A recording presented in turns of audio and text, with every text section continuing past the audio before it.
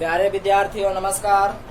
आज हम लोग क्लास 12 केसी सिन्हा मैथ वॉल्यूम 1 मैट्रिक्स के एक्सरसाइज 5.3 में आप पहुंचे हैं और उसका अगला टॉपिक हम लोग का transpose of a matrix. Transpose of a matrix, आव्यूह का परिवर्त।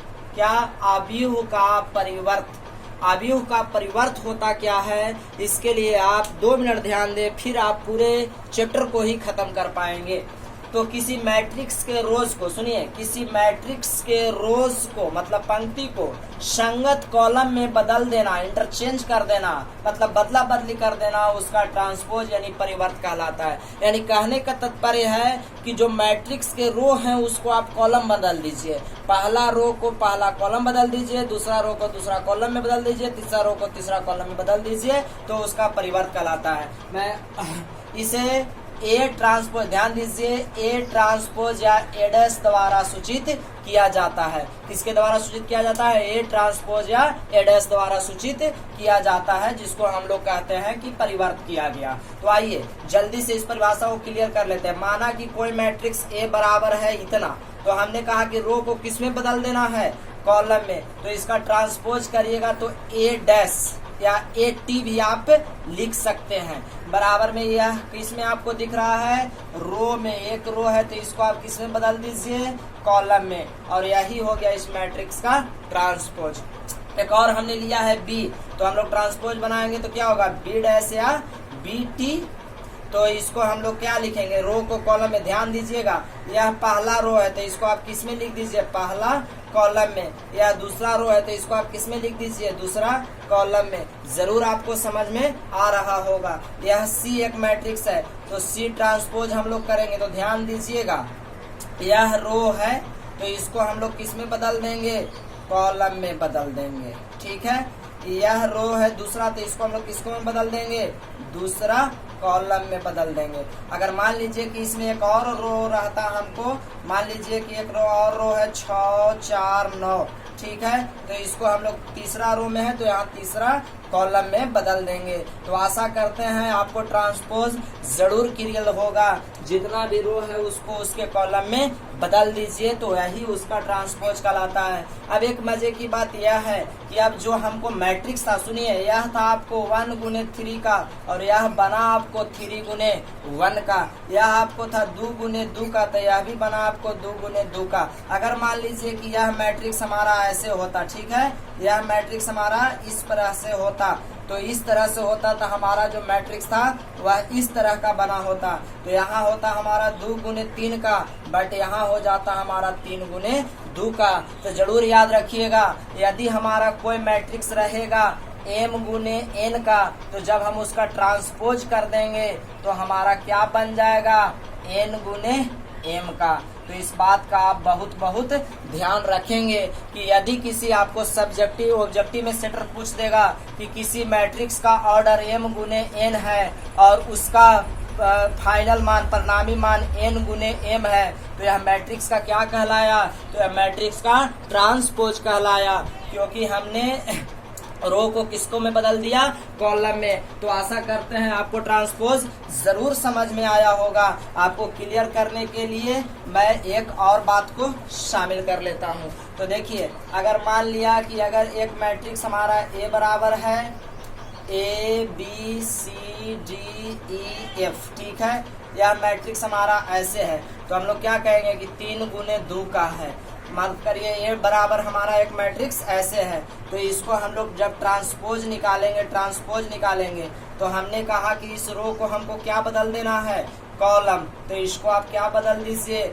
देखिए, पहला रो था, पहला कॉलम, दूसरा रो है, दूसरा कॉलम, तीसरा रो है, इसको तीसरा कॉलम में आप बदल दीजिए। तो आपको यह बातें जरूर समझ में आ रहा होगा। यह 3 गुने 2 का था, यह हमारा 2 गुने 3 का है। तो आशा करते हैं कि आपको मैट्रिक्स का परिवर्त यानी ट्रांसपोज ऑफ मैट्रिक्स जरूर समझ में आया होगा। अगर समझ में आया है तो अब कुछ इसके आधार पर निष्कर्ष निकलते हैं, उस बात को मैं लिख दूं और फिर उसके बाद चैप्टर में चलेंगे और चैप्टर को खत्म करेंगे। तो आपको कम से कम समय लो, इसलिए मैं पहले लिख लेता हूँ, ठीक है। तो आप पूरी वीडियो को अंत तक जरूर ध्यान पूर्वक देखें। प्यारे विद्यार्थियों, तो ट्रांसपोज मैट्रिक्स के आधार पर कुछ निष्कर्ष हैं जो आप याद कर लें, एक बार समझ लें। एक बार आज समझ लेंगे तो फिर यह पूरा चैप्टर आपको बनाने में कहीं भी कठिनाई नहीं होगा। तो देखिए, यह परिभाषा तो मेरा वही है, इसका आप फेयर बना लेंगे, इस पूरे भाग का आप फेयर जरूर बना लेंगे। ट्रांसपोज ऑफ अ मैट्रिक्स, ये आपको परिभाषा था, किसी मैट्रिक्स के रो को संगत कॉलम बदलना उसका ट्रांसपोज कहलाता है, इसे इतना दोबारा सूचित किया जाता है। जैसे ए का हम लोग ट्रांसपोज बनाएंगे तो यह वही था, परंतु यहाँ से हमने नया किया है। क्या? यहाँ से नया परिवर्त ट्रांसपोज के आधार पर महत्वपूर्ण निष्कर्ष, बहुत ध्यान से समझना है। देखिएगा, यहाँ पे एक बार ध्यान से मैं पढ़ के सुना दूं। देखिए, कोई वर्ग मैट्रिक्स याद रखिए जिसका रो और कॉलम बराबर हो, स्क्वायर मैट्रिक्स, कोई वर्ग मैट्रिक्स ए सममित होगा, सिमेट्रिक होगा। सुनिए, कोई वर्ग मैट्रिक्स ए सिमेट्रिक होगा यदि ए ट्रांसपोज बराबर ए प्राप्त हो। यानी जो मैट्रिक्स हमको दिया हो, ज्यादा परेशान होने की बात नहीं है, ए का ट्रांसपोज, किसी मैट्रिक्स का यदि हम ट्रांसपोज करेंगे और उसका मान ए आ जाएगा, मतलब जो मैट्रिक्स है वही मैट्रिक्स प्राप्त हो अगर हो जाए, कोई मैट्रिक्स हमको दिल है, उसका ट्रांसपोज करने पर भी वही मैट्रिक्स आ जाए, मतलब रो को कॉलम में और कॉलम को रो में बदलने पर भी वही मैट्रिक्स प्राप्त हो जाए, तब हम लोग कहते हैं कि यह एक सिमेट्रिक मैट्रिक्स होगा, सममिति मैट्रिक्स होगा। इसका हम आपको एग्जाम्पल में जरूर बताएंगे, एक बार देख लीजिए। सिमेट्रिक मैट्रिक्स कहने का मतलब है कि हमने इस तरह से एक बात ले लिया, ठीक है, तो इस तरह से हमने एक बात 2 3 मान लीजिए, और इस तरह से हमने एक मैट्रिक्स लिया, तो यह एक मैट्रिक्स है। मान लीजिए कि यह एक मैट्रिक्स है, इसको अगर हम लोग ट्रांसपोज करेंगे तो क्या होगा? देखिए 2 3, ठीक है, इसको हम लोग वहां लिख दिए 3 4। देखिए, इसको हमने यहाँ लिखा और इसको हमने यहाँ लिखा, तो यह वही मान प्राप्त हुआ, तो हम लोग कहेंगे कि यह कैसा मैट्रिक्स है? तो यह सिमेट्रिक मैट्रिक्स है। सिमेट्रिक होने का मतलब है कि उसको ट्रांसपोज करने पर भी वही प्राप्त हो जाए। और विषम सिमेट्रिक्स, उसी तरह से दूसरी बात को ध्यान देना है, दूसरी बात को, कोई वर्ग मैट्रिक्स ए विषम सममित होगा, स्क्यू सिमेट्रिक होगा यदि ए का ट्रांसपोज करने पर माइनस से प्राप्त हो। यानी जब हम इसको ट्रांसपोज करेंगे आपको ऐसा मैट्रिक्स मिलेगा कि इसको ट्रांसपोज करने पर आपको यह माइनस वाला प्राप्त हो, तो इसको लिए भी आपको स्क्यू सिमेट्रिक्स होगा। कैसे स्क्यू सिमेट्रिक्स होगा? जब माइनस प्राप्त करने पर यह हमें पुनः मिल जाए तब। जैसे आप समझ सकते हैं, मान लीजिए कोई मैट्रिक्स रहेगा, उसको हम लोग ट्रांसपोज किए, क्या ट्रांसपोज करने पर माइनस में आ जाएगा, तो हम लोग उसको कहेंगे कि यह कैसा सिमेट्रिक है? स्क्यू सिमेट्रिक्स है। आपको हम एग्जाम्पल के तौर पर भी कुछ समझा देंगे ताकि आप ज्यादा आसानी से समझ पाए। तो आप ज्यादा परेशान न होइए, जल्द ही मिलेगा स्क्यू सिमेट्रिक्स। याद रखिएगा कि ट्रांसपोज के माइनस चिन्ह के साथ आने पर स्क्यू सिमेट्रिक्स। अब कोई वर्ग मैट्रिक्स ए, सुनिए, कोई वर्ग मैट्रिक्स ए लंब आव्यूह होगा। क्या? लंब आव्यूह, ऑर्थोगोनल मैट्रिक्स होगा। कब होगा ऑर्थोगोनल मैट्रिक्स? यदि ए इंटू ए ट्रांसपोज, ध्यान दीजिएगा, ए इंटू ए ट्रांसपोज, क्या ए इंटू ए का ट्रांसपोज बराबर ए का ट्रांसपोज इंटू ए बराबर आई हो।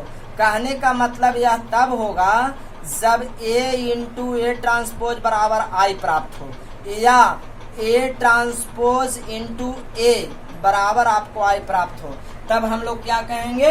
लंब होगा, लंब आव्यूह होगा। अब एक बात और आगे देखिए, सुनिएगा ध्यान से, अगला अध्याय, किसी वर्ग मैट्रिक्स मतलब वर्ग आव्यूह को सममित एवं विषम सममित मतलब सिमेट्रिक एवं स्क्यू सिमेट्रिक के योगफल के रूप में लिखने पर, सुनिएगा ध्यान से, बहुत इंपॉर्टेंट होगा आपके लिए, किसी वर्ग मैट्रिक्स को सममित एवं विषम सममित के योगफल के रूप में लिखेंगे तो आपको ए, कोई वर्ग मैट्रिक्स रहेगा ए, कोई वर्ग मैट्रिक्स ए हो जिसको सममित एवं विषम सममित के योगफल के रूप में लिखेंगे, तो ए प्राप्त करने के लिए आपको देखिए 1/2 ए प्लस ए का ट्रांसपोज प्लस 1/2 ए माइनस ए का ट्रांसपोज, जहाँ 1/2 इतना मान, ध्यान से देखिएगा, इतना मान आपको दर्शाता है किसको? सममित आव्यूह को। सममित आव्यूह और कैसे ज्ञात कर सकते हैं? तो 1/2 ए प्लस ए डैश निकालेंगे तो सममित निकलता है, 1/2 ए माइनस ए डैश मतलब ए ट्रांसपोज निकालेंगे तो विषम सममित आव्यूह निकलता है। और इसका मान और इसका मान हम जोड़ देंगे तो जो मैट्रिक्स आपको दिया रहेगा वही मैट्रिक्स आपको क्या होगा?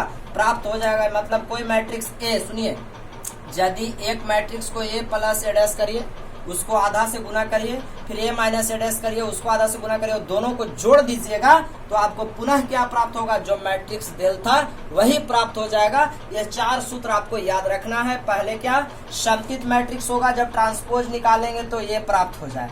विषम समतित मैट्रिक्स होगा जब ट्रांसपोज निकालने पर माइनस में प्राप्त हो जाए। आपको लंबवत मैट्रिक्स होगा जब ए इंटू ए डैश बराबर आई या ए डैश इंटू ए बराबर आई हो। और जब हम किसी वर्ग मैट्रिक्स को समतित एवं विषम समतित के योगफल के रूप में व्यक्त करेंगे तब हमारा ए प्राप्त होगा, यानी मैट्रिक्स प्राप्त होगा।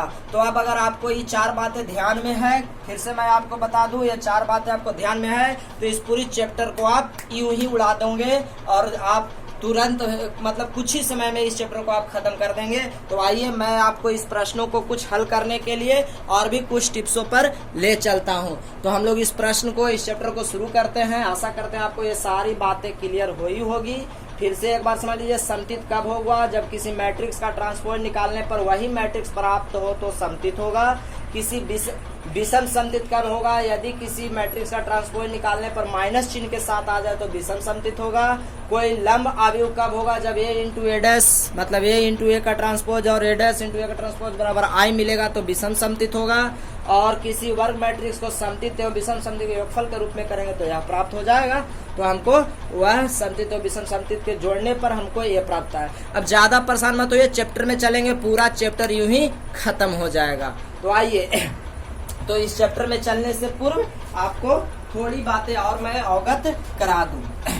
देखिए, तो हम लोगों ने क्या सीखा, हम लोगों ने यह सीखा कि कोई यदि मैट्रिक्स दिया हो ए बराबर इस तरह से, तो अगर हमसे पूछ दिया कि इसका परिवर्त निकालिए, क्या निकालिए, परिवर्त, तो हम इसको, इस रो को हम लोग किस में बना देंगे, कॉलम में 3 1 2, यह हमारा क्या होगा, परिवर्त होगा। अब आपसे क्या प्रश्न पूछे जाएंगे, कहेगा कि ए बी का ट्रांसपोज दिखाइए। तो देखिए, ए बी का ट्रांसपोज होने का मतलब पहले आप ए से बी में गुना कर लीजिए, 2 मैट्रिक्स ए बी से गुना कर दिए, उसका ट्रांसपोज निकालिए। और देखिए, अगर आपको दिया है ए डैश बी डैश, मतलब ए और बी का ट्रांसपोज का, देखिए ए और बी हो गया गुना में।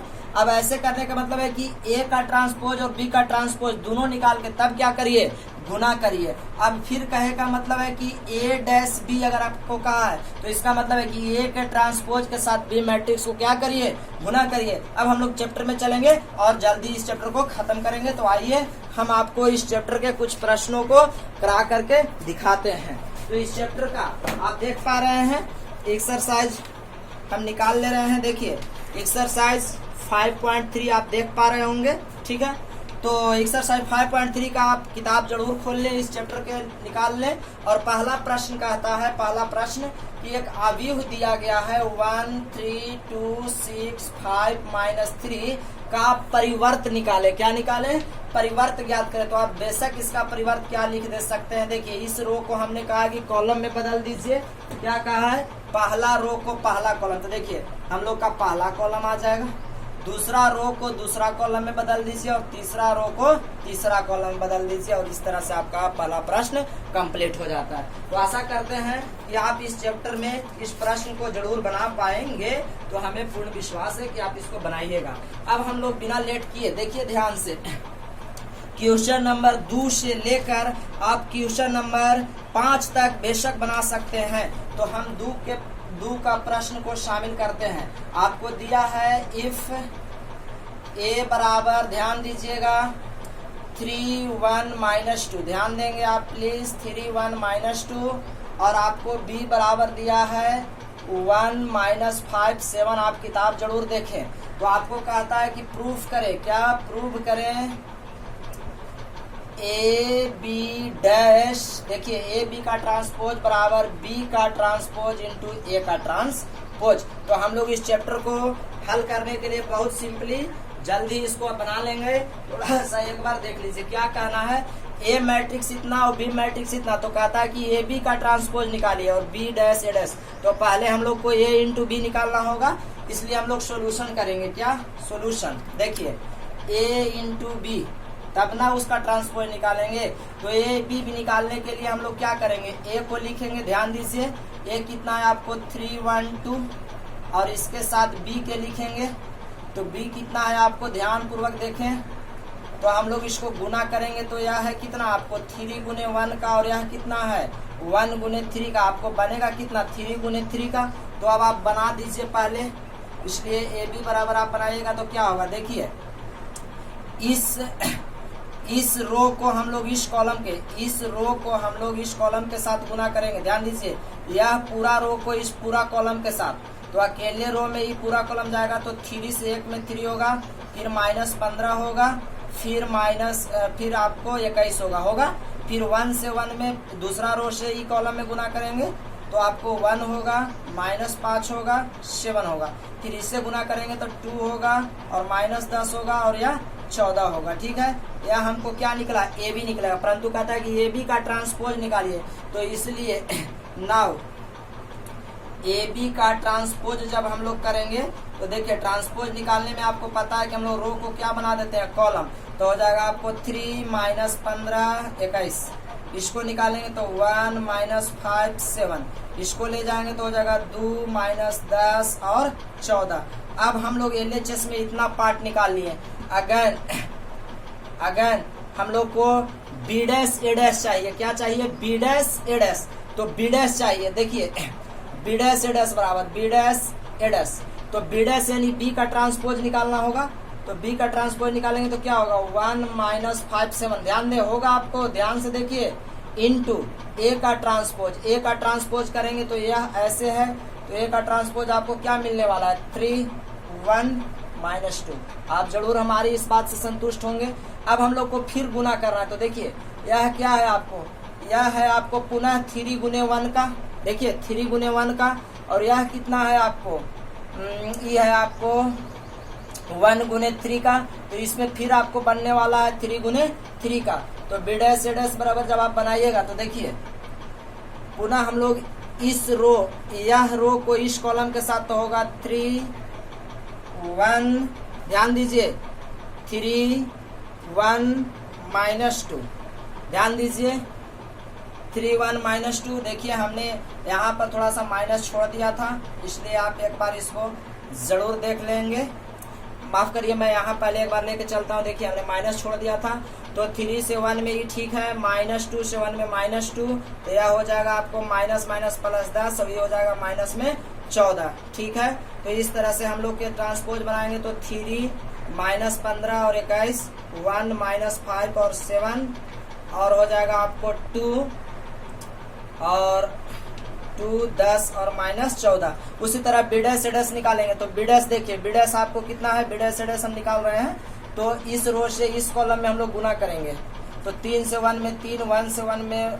1, और 1 से -2 में तो -2। अब -3 से 5 में, -5 से 3 में तो क्या होगा आपको -15, फिर इसी रो से हम लोग करेंगे इसमें तो -5, और फिर क्या होगा 10 होगा माइनस प्लस, फिर इस रो से तो 7 से करेंगे तो 17 के 21, और 7 एकम के 7 और 7 दूना के -14। आप इस मान से इस मान को कंपेयर करके देख लीजिए, आपको LHS था या RHS था, इसलिए आप लिख सकते हैं हेंस AB डैश बराबर में B डैश A डैश। आपको यह बात प्रूव्ड हो गया, तो आशा करते हैं कि आप इसको जरूर समझ पाएंगे। हमने थोड़ा सा यहाँ पर -2 छोड़ दिया था, इसलिए आप एक बार कृपया कर ध्यान पूर्वक देख ले।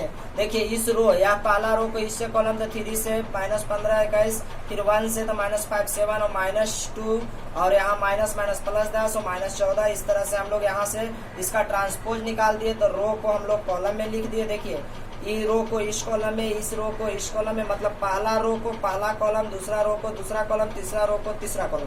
फिर हम लोग को B डैश A डैश निकालना था, तो देखिए B डैश तो B का ट्रांसपोज यह होगा, A डैश A का ट्रांसपोज यह होगा, गुना करेंगे फिर हम लोग को यह मिलेगा, LHS RHS कंप्लीट हो जाएगा। अब हम आपको पूरा श्योरली आगे लिए चलते हैं, एक दो और प्रश्न करा देते हैं जिससे आप ज्यादा से ज्यादा प्रश्नों को हल कर सके।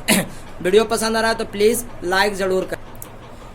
तो हमने क्वेश्चन नंबर 4 को शामिल किया है और आपको हल करा के दिखाते हैं। क्वेश्चन नंबर 3 सेम कंडीशन का सब प्रश्न है, आप जरूर बना लेंगे। तो आप ध्यान दीजिएगा, आपको पहले कहा है कि AB डैश A और B का ट्रांसपोज ठीक है, तो 4 के हम पहला प्रश्न करते हैं। इससे आप क्वेश्चन नंबर 4 तक पूरा कंप्लीट कर लीजिएगा, फिर आगे के वीडियो में और चैप्टर को हम लोग खत्म करेंगे। तो देखिए ए बी बराबर हम लोग को पहले निकालना होगा, इसलिए पहले ए बी बराबर जब हम लोग बनाएंगे तो ए के जगह पर इस मान को लिखना होगा क्या 2 1 3 4 1 0 और आपको बी बराबर क्या है, बी बराबर है 1 -1 0 2 5 0। अब हम लोग को जब गुना करना है तो यह हम लोग का है 2 गुने 3 का और यह हम लोग के है 3 गुने 2 का। ध्यान दीजिए 3 गुने 2 का जो हम लोग मैट्रिक्स बनेगा वह कितना के बनेगा, 2 गुने 2 का बनेगा। तो 2 गुने 2 का बनेगा तो सोचना नहीं है, हम लोग ए बी बराबर अगर करेंगे देखिए तो ए बी बराबर अगर करेंगे, इसलिए ए बी बराबर ध्यान देंगे इस रो पहला रो को पहला कॉलम के साथ गुना करते हैं, तो पहला रो को पहला कॉलम के साथ 2 एकम के 2 होगा। देखिए 2 गुने 1 प्लस 1 गुने 0 प्लस 3 गुने 5, आप समझ चुके हैं। फिर आपको होगा 2 गुने -1 प्लस में 1 गुने 2 प्लस में 3 गुने 0। फिर इस दूसरा रो को पहले कॉलम के साथ तो 4 गुने 1 प्लस में 1 गुने 0 प्लस में 0 गुने 5। फिर दूसरा रो के दूसरा कॉलम के साथ तो 4 गुने -1 प्लस में 1 गुने 2 प्लस में 0 गुने 0। मैं सब में ऐसे गुना डायरेक्ट करूंगा, लेकिन आप एक बार देख लीजिए। यह 2 और 5 के 15 और 2 17 देगा। और यह देखिए यह कितना देगा, 2 और 2 खत्म हो जाएगा तो यह 0 देगा आपको। देखिए -2 प्लस 2 खत्म, ही 0 देगा। यहाँ 4 देगा और यह आपको क्या देगा, 0 होगा, 2 होगा, -4 होगा तो यह बचेगा आपको -2। देख लीजिए तो इस तरह से हम लोग के प्राप्त हुआ। इसलिए हम लोग जब बनाएंगे ए बी का ट्रांसपोज, ए बी का जब ट्रांसपोज बनाएंगे तो हम लोग को क्या होगा, 17 होगा, 0 होगा, 4 होगा, -2 होगा। देख लीजिए इस रो को पहला रो को हमने पहला कॉलम, दूसरा रो को दूसरा कॉलम बना दिया, इस रो को हमने इस कॉलम बना दिया। अगेन हम लोग को अगेन क्या बनाना है, अगेन हम लोग को जरूरत है बी डैश ए डैश। तो बी डैश देखिए इसको हम लोग ट्रांसपोज करके लाएंगे, इसलिए बी डैश ए डैश बराबर। तो देखिए इसका हम लोग ट्रांसपोज निकालेंगे तो पहला रो है 1 1 तो हो जाएगा पहला कॉलम, ठीक है। और फिर है 0 2 तो होगा 0 2, 5 0 तो 5 0, यही होगा ना ट्रांसपोज। तो ट्रांसपोज हम लोग बना दिए तो यह इनटू ए डैश। तो ए डैश जब हम लोग के चाहिए तो ए डैश क्या होगा, इसका ट्रांसपोज होगा, ध्यान दीजिए 2 1 3 पहला रो को पहला कॉलम, 4 1 0 होगा ना, दूसरा रो को दूसरा कॉलम। अब हम लोग को गुना करना है तो यह हम लोग को कितना है, 2 गुने 3 का है, ध्यान दीजिए। और यह आपको है 3 गुने 2 का। पुनः गुना कर लीजिए उसी तरह। तो ये पहला रो को हम लोग पहला कॉलम के साथ, इस पहली रो को पहला कॉलम के साथ, अगर मैं डायरेक्ट गुना लिख रहा हूँ तो देखिए 2 होगा प्लस में 0 होगा प्लस में 15 होगा, पहला रो को पहला कॉलम के साथ, फिर पहला रो के दूसरा कॉलम के साथ, पहला रो दूसरा कॉलम तो 4 होगा प्लस में 0 होगा प्लस में क्या होगा 0 होगा। फिर हम लोग करेंगे दूसरा रो को पहला कॉलम के साथ तो आपको -2 होगा +2 होगा प्लस में 0 होगा। देखिए -2 +2 प्लस में 0। फिर इसको करेंगे तो होगा -4 प्लस में 2 प्लस में क्या 0, इस तरह से मिलेगा। अब आप लोग जब इसको फाइंड करिएगा पूरी तरह से तो आपको यह क्या होगा, 15 और 2 17, यह होगा 4, यह होगा 0 और यह क्या होगा -2। आप देख सकते हैं कि यह और यह मान आपको बराबर है। हेंस आप क्या लिख सकते हैं, हेंस ए बी डैश बराबर में बी डैश ए डैश। बी डैश ना पढ़े, ट्रांसपोज पढ़े, प्रूफ, यही आपको प्रूफ करना था। तो आप क्वेश्चन नंबर 4 तक पूरा कम्प्लीटली बना सकते हैं। तो अगर आपको यह वीडियो पसंद आए तो प्लीज आप लाइक और शेयर करना ना भूलें। तो प्लीज वीडियो को लाइक और शेयर करते रहें, आगे की वीडियो को भी पूरा जरूर देखिए ताकि आप इस चैप्टर को फाइंड कर पाए। तो प्लीज आप यदि हमारे चैनल को सब्सक्राइब ना किए हैं तो सब्सक्राइब भी कर ले और अपना राय हमें आप कमेंट बॉक्स में जरूर दें। तो मैं आपसे एक सवाल पूछता हूं, उसका आप उत्तर कमेंट बॉक्स में जरूर दें। तो आज का हमारा सवाल है, यदि इफ बी बराबर, देखिए बी बराबर, यदि बी बराबर 1 2 3 तो बी डैश का मान आप क्या लेंगे, बी डैश बराबर। आप अपना उत्तर कमेंट बॉक्स में हमें जरूर दें कि आपने इसका उत्तर क्या लाया है, ठीक है। तो हमें आपका उत्तर का इंतजार रहेगा। यदि b बराबर है 1 2 3 तो b डैश का मान क्या होगा, से आप अपना उत्तर कमेंट बॉक्स में हमें जरूर दें। तो आपको वीडियो पसंद आया तो लाइक और शेयर जरूर कर दें। चैनल को सब्सक्राइब ना किया तो सब्सक्राइब कर लें और आगे पूरा वीडियो जरूर देखें।